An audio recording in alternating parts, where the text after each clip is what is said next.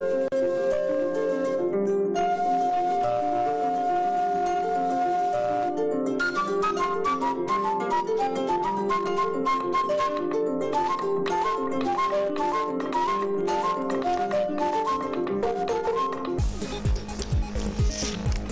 et messieurs, bienvenue dans ce journal. Au sommaire, lancement de l'opération d'adressage et de repérage urbain.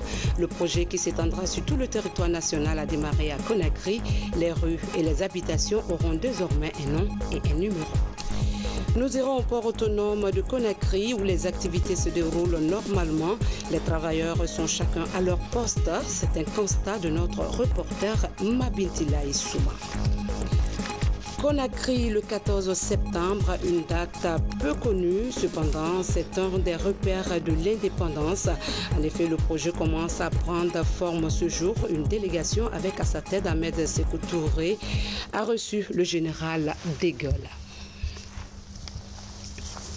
Mesdames et messieurs, bonsoir. Très heureuse de vous savoir nombreux sur les antennes de la télévision nationale. Nous débutons ce journal par le décret numéro D228. Le président de la République décrète, article 1er, sont relevés de leurs fonctions à la direction générale du port autonome de Conakry. Madame Awa Keita, précédemment directrice générale. Madame Mamasta Haribo, précédemment directrice générale adjointe.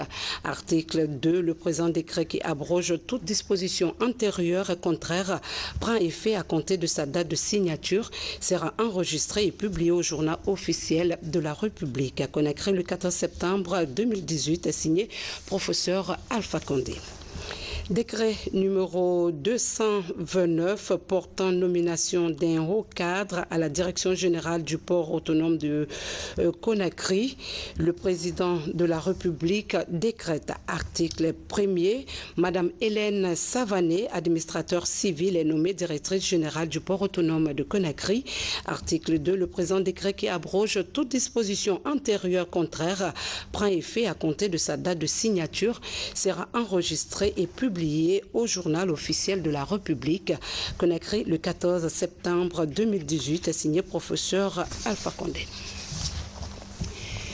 Le héros national, le caporal Moussa Souma, a été reçu au palais Sékou Touré. Ce soldat de tous bords a fait montre de courage et de bravoure en sauvant un enfant dans un incendie. Son courage a servi son peuple, a été salué par le chef de l'État qui vient de l'élever au grade de caporal-chef, Sanassi Keita. Après avoir sauvé un enfant de l'incendie le dimanche dernier au quartier Yimbaya dans la commune de Matoto, caporal Moussa Souma, en compagnie du ministre d'État en charge de la défense nationale, est reçu en audience par le président de la République.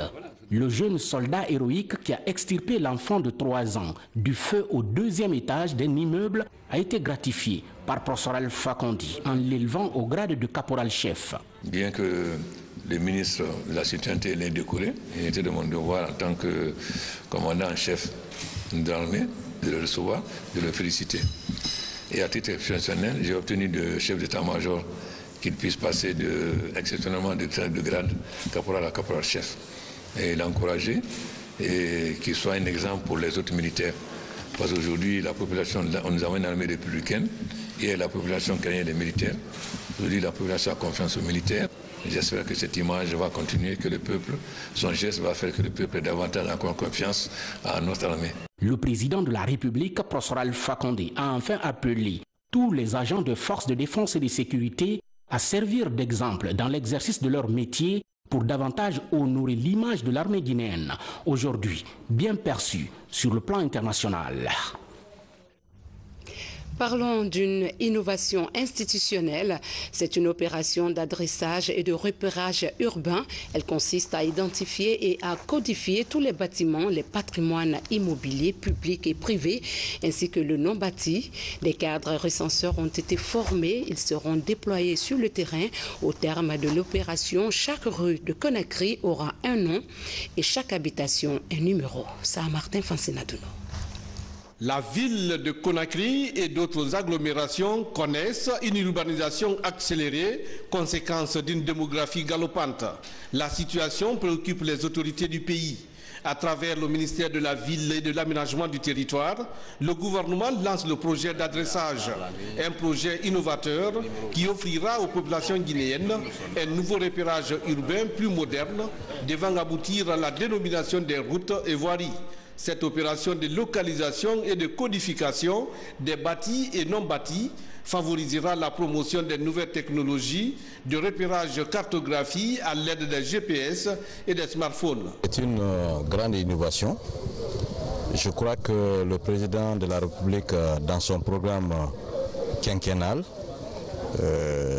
il a pris des initiatives salutaires de l'amélioration des conditions de vie de la population. Cette amélioration des conditions de vie de la population commence d'abord par la sécurité, par la protection civile. Avec cette opération de géolocalisation et de recensement, désormais on est capable d'installer des numéros verts dans toutes les familles. En cas d'incendie, vous pouvez appeler. Et toute personne peut être localisée par GPS. Quand tu vas à l'extérieur, quand quelqu'un vient chez toi, il prend un taxi, il lui donne le numéro, l'adresse, il peut te dire, viens, il suivra la route jusqu'à arriver à domicile. C'est pas comme ça qu'on fait actuellement. Si tu vas à Bambeto, on t'envoie à Kaloum d'abord, avant de se retrouver, ah je me suis perdu. Donc c'est une action très très importante, salutaire. Pour la mise en œuvre de ce projet ambitieux, le ministère du Budget forme une centaine de cadres recenseurs. Aujourd'hui, ces agents sont déployés sur le terrain avec les outils nécessaires pour favoriser l'identification et la gestion des infrastructures urbaines et des patrimoines immobiliers publics et privés, ainsi que des prestations de services tenues par l'ensemble des acteurs de l'économie nationale. Les codifications, là, d'abord, c'est pour la sécurité du citoyen. Quand votre maison est codifiée, d'abord, quand vous voulez le liquider, vous ne pouvez pas le liquider sans ce code désormais. Voilà pourquoi l'habitat était là ce matin. Donc, au contraire, ça sécurise le citoyen. En plus, on a le projet de la fibre optique qui est déjà en Guinée. Mais pour pouvoir connecter la maison à la fibre optique, il faut être codifié, il faut avoir un code. Si vous êtes identifié, ça facilite aussi. L'adressage est une composante essentielle du vaste programme urbain de rénovation de la ville de Conakry et des villes de l'intérieur du pays. L'un des enjeux de cette opération est que chaque citoyen guinéen puisse être en mesure de maîtriser et de donner à tout étranger le nom des différentes rues et le numéro de son domicile. 20 millions d'euros, c'est le montant que la République d'Italie met à la disposition du gouvernement guinéen. L'accord porte sur le financement d'un programme de soutien au système sanitaire du pays. La signature de convention s'est déroulée au ministère de l'Économie et des Finances en présence de nos reporters Mamadi Gassama et Mounir Bari. Cette signature de convention porte sur le financement du projet de soutien au système sanitaire national. L'enveloppe financière qui s'élève à 20 millions d'euros est une contribution de la République d'Italie.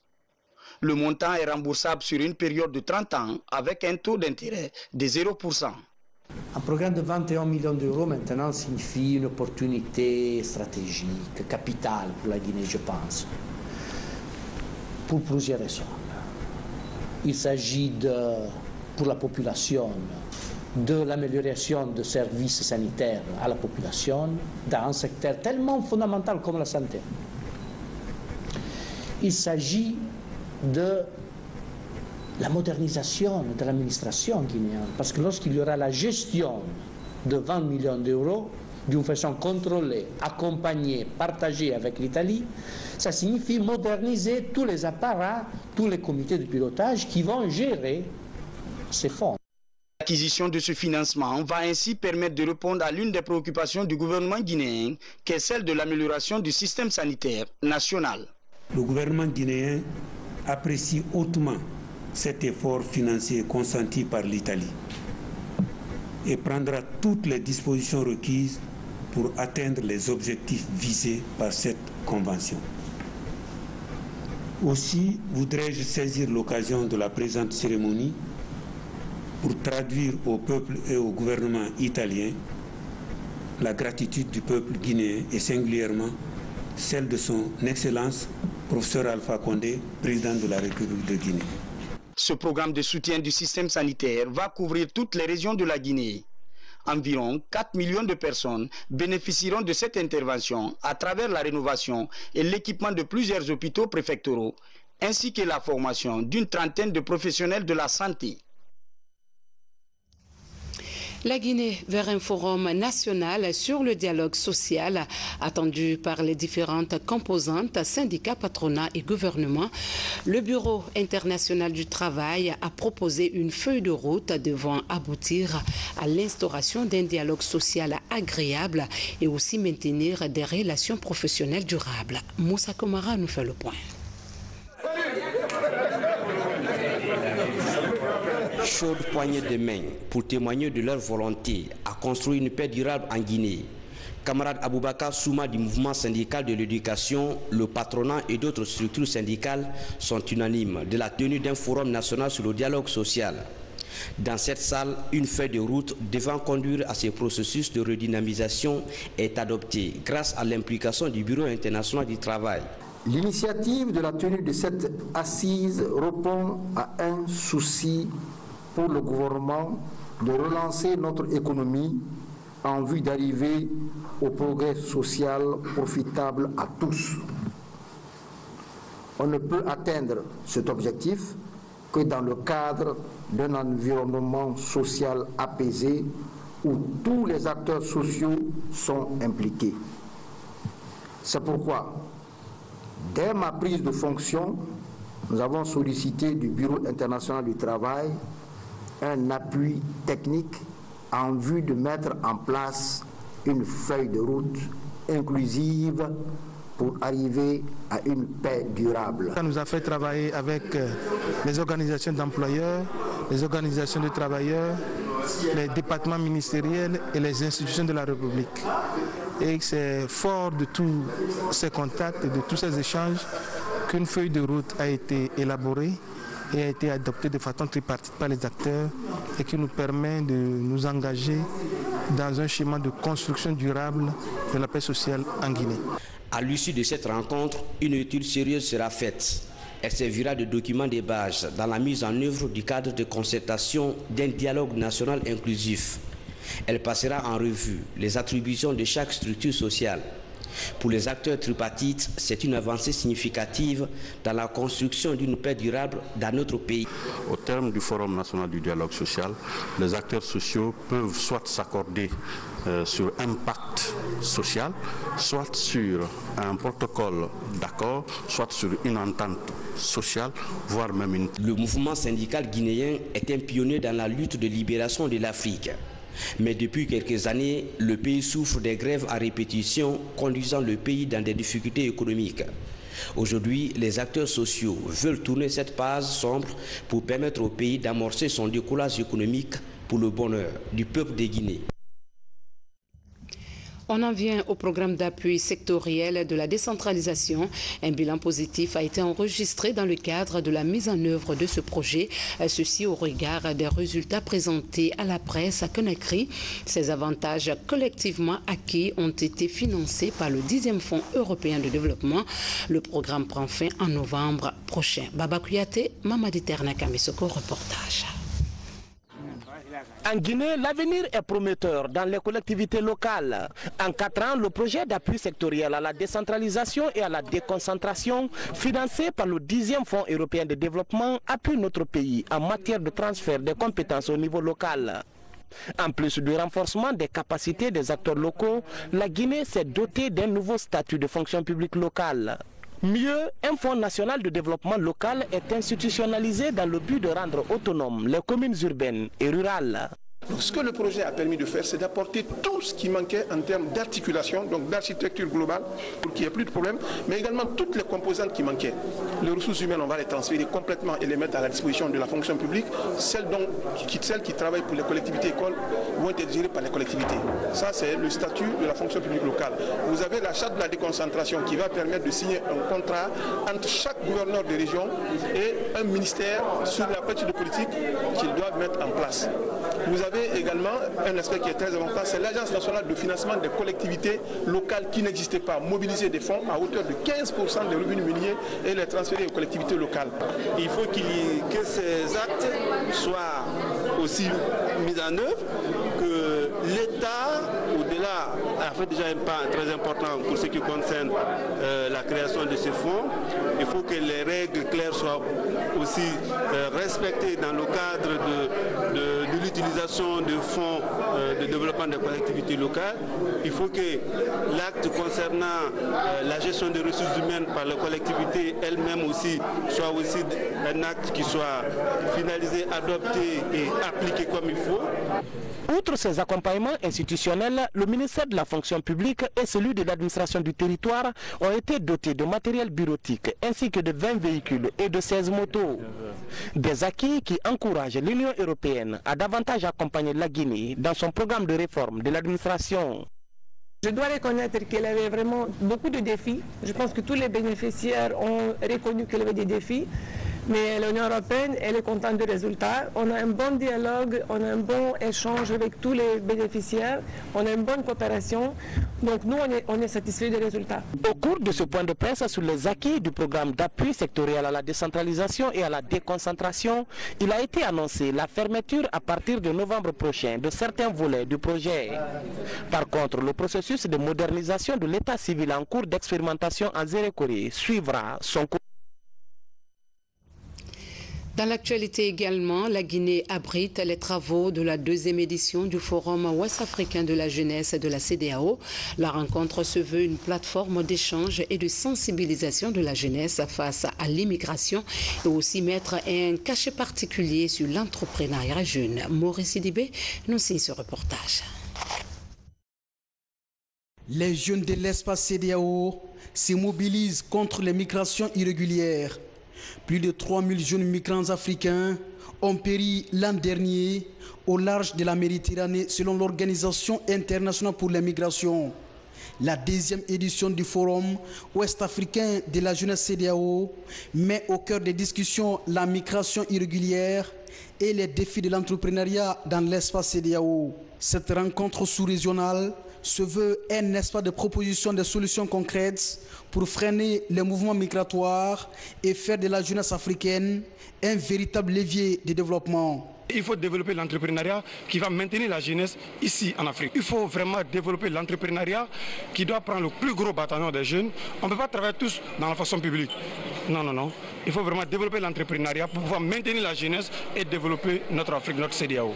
Il faut que les jeunes soient conscientisés, que les jeunes soient en mesure de créer des initiatives, de prendre des initiatives et que ces initiatives-là soient accompagnées. Raison pour laquelle les thématiques qui seront animées, nous allons parler même des obstacles de financement des initiatives. Parce que les jeunes, à un moment donné, ont des bonnes initiatives. Mais ces initiatives-là manquent de financement, d'accompagnement. Qu'est-ce qu'il faut faire pour briser toutes ces difficultés-là afin que les jeunes restent ici, qu'ensemble nous développons notre espace qui est l'un des espaces les plus riches du monde. Ces jeunes venus des 15 pays de la sous-région ont invité les gouvernements de l'espace CEDEAO à repenser les politiques liées aux questions des jeunes sur le continent tout en privilégiant l'entrepreneuriat. Les pays comme la Guinée ont déjà commencé à aller dans cette direction.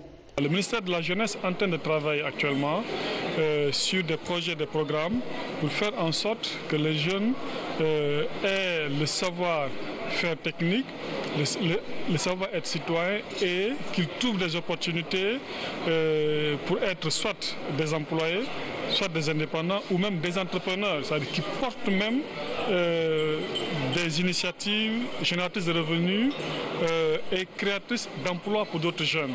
À la fin de ce forum de 3 jours, des résolutions seront adoptées pour faciliter l'épanouissement de la jeunesse africaine. La première édition de ce forum s'est tenue l'année dernière à Bamako, au Mali. Elle était axée sur les questions sécuritaires. Éducation, préparatif de la rentrée scolaire 2018-2019. Les acteurs de l'éducation passent à la phase pré-rentrée. Ils s'activent pour une réouverture des classes effectives à travers des rencontres. Le but est d'appliquer les mesures lors de la session nationale de concertation. Mama Issata Kamara.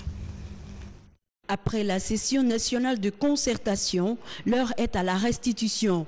Les responsables des écoles de la commune de Matoto se retrouvent pour partager les recommandations faites à l'issue de la session nationale. L'objectif est d'interpeller ces administrateurs scolaires sur la nécessité d'une meilleure application des mesures prises pour l'année scolaire 2018-2019. Il a été décidé que pour la candidature aux examens nationaux, entrée en 7e année, c'est-à-dire certificat d'études élémentaires, il faut que l'élève qui quitte la 5e année pour la 6e année ait une moyenne égale ou supérieure à 5. Au cours de l'année, pour qu'il soit effectivement retenu comme candidat, il faut qu'il ait une moyenne annuelle de 4 sur 10. Au cours de cette rencontre d'échange, les gestionnaires d'écoles de la commune de Matoto ont pris connaissance du contenu de la lettre d'instruction ministérielle relative à l'année scolaire 2018. Il s'agit notamment du respect des horaires du cours, la ponctualité du personnel enseignant, la collaboration harmonieuse avec l'APAE, l'organisation régulière des missions d'inspection et la rigueur dans l'attribution des moyens de passage en classe d'examen. La rencontre est très importante.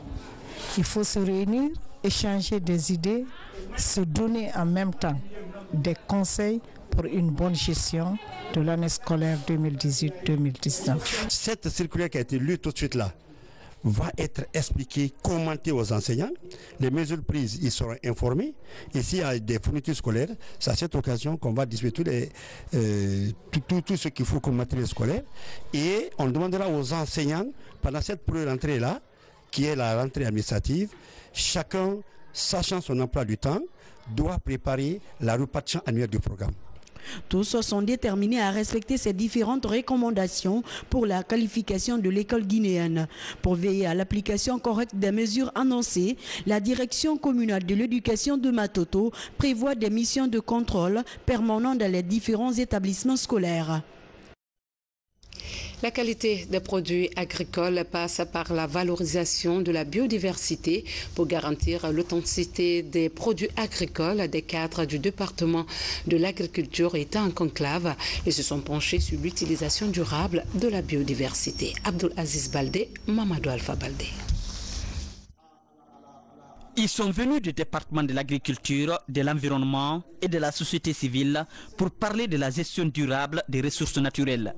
Pendant 48 heures, ces acteurs se sont penchés sur des voies et moyens permettant une meilleure production agricole et semencière en Afrique, notamment en Guinée. Il y a des documents qui sont rédigés, qui existent sur la politique sémencière en Guinée, mais on se demande aujourd'hui avec toutes ces importations d'engrais qui se fait au niveau national et les nouvelles pratiques aujourd'hui qui sont en train d'être mises en œuvre au niveau des autres pays dans le cadre de l'agroécologie, on se demande aujourd'hui quelle est la place que la Copagène pourrait occuper au niveau national et quel rôle on pourrait jouer dans le cadre de l'accompagnement des organisations paysannes pour prendre en compte cette thématique agroécologie et semences paysannes.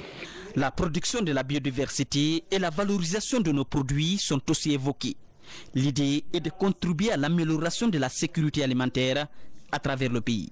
Tous les citoyens qui sont concernés par les questions aujourd'hui de l'agroécologie, les questions des semences, qui se retrouvent pour discuter. Donc ça crée un dialogue, mais ça permet aussi de s'éduquer, de s'informer pour mieux agir, pour défendre cette agroécologie qui est aujourd'hui la solution la plus adaptée aujourd'hui contre les variations climatiques que nous sommes en train de vivre. On est en train de renforcer notre capacité et ça nous permettra à notre tour de vraiment renforcer la capacité de nos organisations à la base, tout en les sensibilisant en fait sur les méfaits, les effets négatifs en fait de l'utilisation de ces produits au niveau non seulement du sol mais aussi sur les produits agricoles, mais aussi les former, les conscientiser que en fait en utilisant ce que nous disposons, on peut vraiment produire mieux et produire dans la durabilité.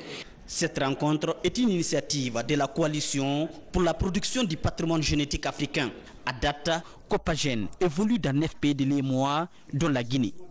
Sa principale mission est d'œuvrer à la sauvegarde du patrimoine génétique et à l'utilisation durable des ressources biologiques. Direction Mamon pour parler des maladies animales, précisément la brucellose, une maladie infectieuse causée par des bactéries. Elle fait avorter les bovins, les caprins ou encore les ovins en gestation. Pour sauver les élevages de troupeaux, le gouvernement, avec l'appui technique et financier de la FAO, vient de mettre en place un dispositif de surveillance de l'épidémie. L'objectif est de déterminer le taux de prévalence de la maladie et les zones à haut risque. On en sait un peu plus dans ce reportage traité par Mamadou Patebalde. Cette simulation des agents vétérinaires de la Guinée, ici à l'ENATEP de Mamou, montre le combat qu'ils comptent mener sur le terrain pour lutter efficacement contre la brucellose, communément appelée maladie zoonotique. Une maladie qui affecte dangereusement la santé humaine, animale et environnementale. Une démonstration qui prouve à suffisance la volonté de ces agents de combattre cette épidémie qui prend de l'ampleur sur le terrain. Il est question de former les agents du terrain, les former, n'est-ce pas, afin qu'ils puissent venir vers les éleveurs, les sensibiliser et, n'est-ce pas, faire des prélèvements et pour que, n'est-ce pas, à partir de ces prélèvements, nous recueillons le sérum, n'est-ce pas, que nous allons envoyer au laboratoire pour voir quelle est la prévalence, n'est-ce pas, de la brucellose en ce milieu. On est en train de voir comment est-ce qu'on peut voir la prévalence au niveau du pays. Donc pour ça, il faut que les gens apprennent correctement les choses, il faut qu'ils sachent faire les choses au préalable avant d'être sur le terrain. Le lancement officiel des opérations de mise en œuvre du plan de surveillance de la brucellose a mobilisé les autorités régionales de Mamou et de quelques agents vétérinaires venus de différentes régions administratives du pays. L'opération financée par la FAO est exécutée par le ministère de l'élevage. Sa mise en œuvre permettra de collecter 4500 sérums de ruminants domestiques, des ruminants domestiques de type bovin, ovin et caprin. Ces sérums seront analysés par le laboratoire central vétérinaire de diagnostic de Conakry pour la détection de la maladie. Pour ce faire, le laboratoire a été rénové et équipé et son personnel formé. 60 à 70% des maladies humaines qui viennent des animaux. Et pour que la mise en œuvre de ce plan soit effective, il faut des agents bien formés. C'est pourquoi nous avons réuni un certain nombre d'agents où la brucellose sévit réellement dans nos préfectures pour que ces agents soient formés à l'échantillonnage, à la collecte, à l'échantillonnage et au transfert de ces données, de ces échantillons à notre laboratoire. Les prochains jours, ces agents vétérinaires seront déployés dans les 150 villages de 12 préfectures identifiées. Voyons à présent comment se porte le terminal conventionnel du port autonome de Conakry, 2 mois après sa mise en concession, ainsi que les autres activités portuaires. Une équipe de notre rédaction, guidée par Mabinti Laïsouma, était sur place pour le constat. Suivez. Quai conventionnel du port de Conakry. Le Blue Sea vient d'accoster. Après 1 mois, 17 jours de rade, ce navire de 189 mètres en provenance de l'Inde jette l'ancre dans les eaux guinéennes. Sur le quai, des centaines de dockers s'activent pour décharger 36 000 tonnes de marchandises. Comme à l'accoutumée, chacun à son poste, le travail bat son plein. Les dockers sont là, ils veulent travailler, il n'y a pas de travail. Ils sont assis à leur base. Les gens veulent travailler, il n'y a pas de travail, il n'y a pas de place. Regardez, il y a combien de bateaux qui sont garés au rad. Aujourd'hui, tous n'ont pas eu la chance de décharger le Blue Sea. Certains travailleurs attendent impatiemment d'autres navires.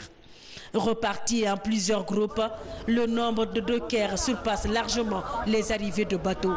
Ceci s'explique par l'étroitesse de ce terminal conventionnel vieux de 123 ans et dont la dernière réhabilitation remonte en 1992.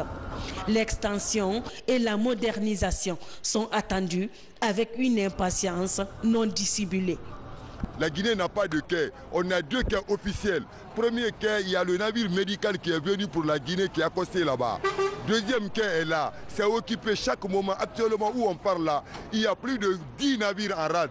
il y a plus de 4 navires de bleu, 2 navires de riz qui sont accostés à rade. Tous ceux qui parlent de bobards pour dire qu'ils sont en train de vendre le port, c'est du mensonge.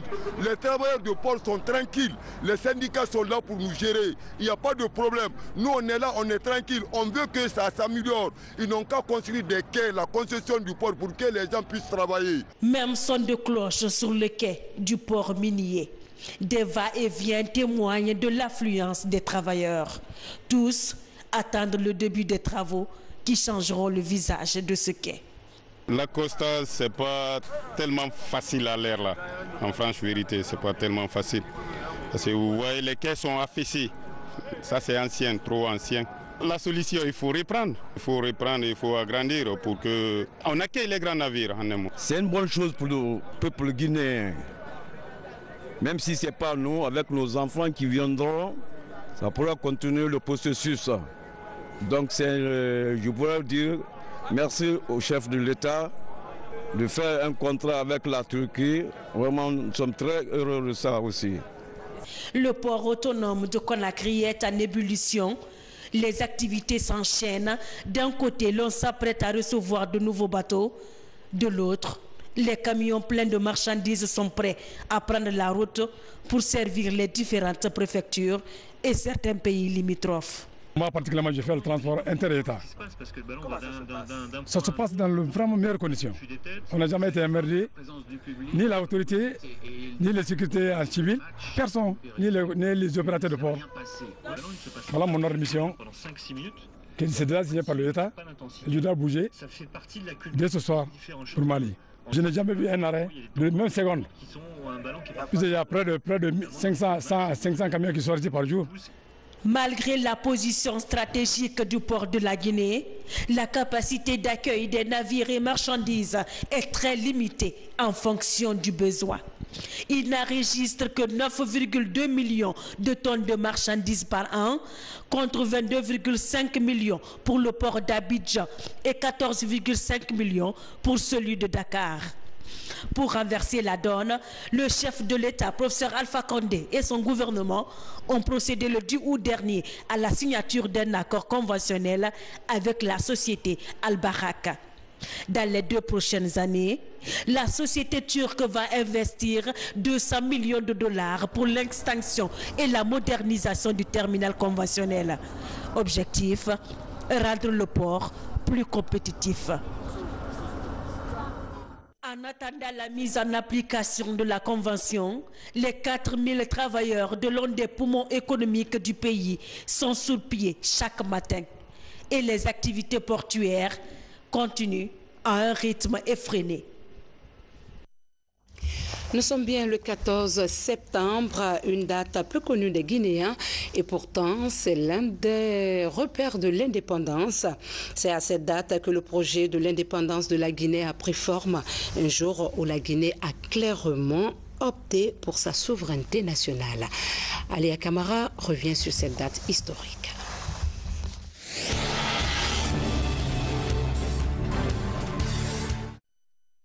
Tout a commencé dans cette salle le 25 août 1958 lors d'une réunion de l'Assemblée territoriale. Le général de Gaulle voulait sonder la position guinéenne par rapport à la proposition faite aux colonies de poursuivre ou non l'aventure avec la France. Dans son discours, El Hadj Saïfoulaye Diallo, président de l'Assemblée territoriale, demande une amélioration des relations entre les 2 États. Mais le camarade Ahmed Sékou Touré, lui, avait déjà une toute autre vision. Le général de Gaulle comprend la position de Conakry et ouvre une brèche dont la Guinée se saisira plus tard. Le 14 septembre, une réunion d'urgence est convoquée au Palais des Nations, alors appelé Place Perron. Et la consigne est claire, votez non au projet de référendum. De Gaulle a fait le tour de tous les territoires pour demander qu'on vote oui. Tous les autres ont donné leur avis à De Gaulle qu'ils allaient voter oui. Quelqu'un de son entourage a dit il faut aller voir Sékou Touré. Parce que la décision qu'il prendra, c'est ce qu'il fera. S'il lui donne son accord, vous le accorde. S'il ne donne pas son accord. Alors De Gaulle est venu ici. Quand ils sont allés à l'Assemblée territoriale, les échanges de discours, c'est là où De Gaulle a vu Parce que c'était Elhadji Saifoula qui était le président de l'Assemblée territoriale qui a fait le discours. Il a fait un très bon discours. Et après, le président Sékou Touré a pris la parole.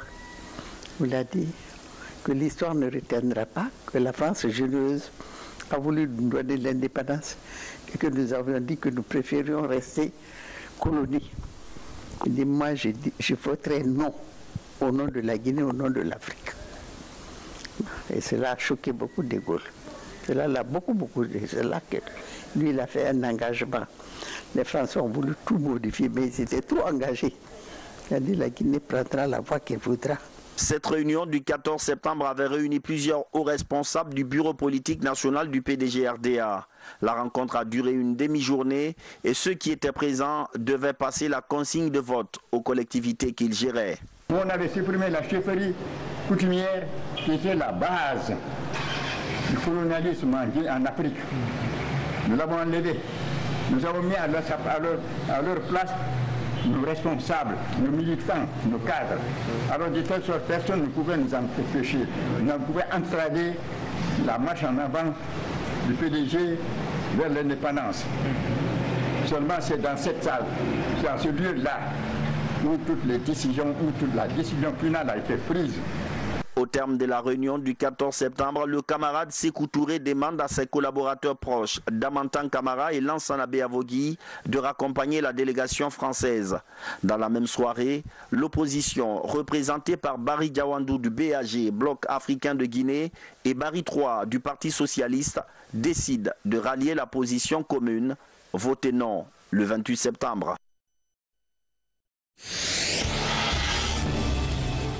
La commission d'organisation nationale des festivités de l'an 60 de l'indépendance de notre pays s'est retrouvée ce matin au ministère de l'administration du territoire. À l'ordre du jour, le compte-rendu des 14 sous-commissions mises en place pour la réussite de l'événement. Mohamed Lamine Souma. Dans moins de 18 jours, la Guinée va célébrer l'an 60 de l'indépendance nationale. À ce jour, la commission nationale d'organisation des festivités est en avance dans les préparatifs. Pour donner un éclat particulier à la fête, les 14 sous-commissions mises en place ont à tour de rôle déroulé leur plan d'action. Au programme, le pavoisement de la ville, le transport, les animations culturelles, l'accueil et l'hébergement. Monsieur le Président de la République, le professeur Alpha Condé, a instruit au gouvernement du docteur Ibrahima Kassory Fofana de donner cette année tout l'éclat qu'il faut à la célébration de cette fête anniversaire. Aujourd'hui donc, une bonne partie du travail théorique est déjà abattue parce qu'il s'agit de définir des actions. Il s'agit de les programmer, ces actions-là, et il s'agit au finish de les mettre à exécution le 2 octobre. Et comme vous le savez, c'est une fête qui va mobiliser beaucoup de monde. La fête doit être une fête rayonnante sur le plan artistique, sur le plan culturel, sur le plan d'apports sociaux dans notre pays. Et surtout, elle doit être une occasion du réchauffement de l'amitié entre le peuple de Guinée et les autres peuples frères. En tenant compte de la forte mobilisation des invités très attendus ce jour de fête, les autorités entendent mettre en place un dispositif sécuritaire qui va mobiliser quelques 2103 agents de police, de la gendarmerie et de la garde communale. Pour la réussite des festivités nationales, le stade du 28 septembre de Conakry est retenu pour le défilé. Cette date est remarquable comme une identité mathématique pour tous les Guinéens. L'indépendance nationale, ce n'est pas l'apanage d'une région, ce n'est pas l'apanage d'une religion en Guinée, ce n'est pas l'apanage non plus d'une ethnie. Le 2 octobre, c'est la date de tous les Guinéens. Pour conférer à l'événement toute sa splendeur, Les leaders de 3 mouvements panafricains sont conviés à prendre part à la fête, dont le Congrès national africain, ANC. Le président sud-africain Cyril Ramaphosa sera l'hôte de marque du président, professeur Alpha Condé. Voilà, c'était un reportage de Mohamed Lamine Camara. Et puis cette brève sportive, le Oroya Athletic Club a été tenu en échec 0-0 cet après-midi par le club égyptien d'Al Ali au stade du 28 septembre. C'est à l'occasion du match aller des quarts de finale de la Ligue des Champions. Le match retour est prévu dans une semaine en Égypte. Nous revenons sur ces 2 décrets du président de la République. Décret numéro 228. Le président de la République, vu la Constitution, décrète. Articles 1er sont relevés de leurs fonctions à la Direction générale du port autonome de Conakry. Madame Awa Keïta, précédemment directrice générale. Madame Mamasta Haribo, précédemment directrice générale adjointe. Article 2. Le présent décret qui abroge toute disposition antérieure contraire prend effet à compter de sa date de signature, sera enregistré et publié au journal officiel de la République. Conakry, le 14 septembre 2018, signé professeur Alpha Condé.